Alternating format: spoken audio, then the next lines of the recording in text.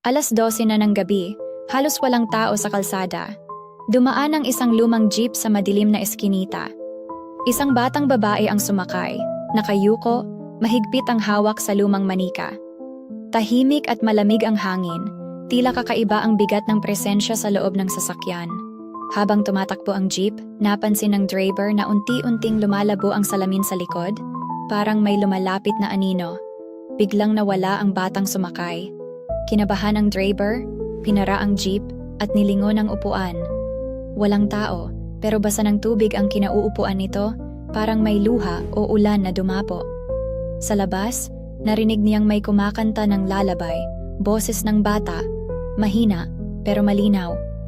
"Tulog na, anak, huwag ka nang lalayo." Napalingon siya sa madilim na gilid ng kalsada.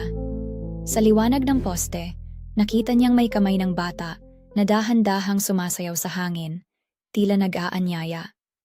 Nang magtama ang tingin nila, nanigas ang driver. Naramdaman niya ang malamig na hininga sa batok kasabay ng boses na bulong. "Sumama ka na." Paglingon niya, wala na ang kamay. Tahimik na ulit ang gabi, pero hindi na siya nagmaneho kailanman.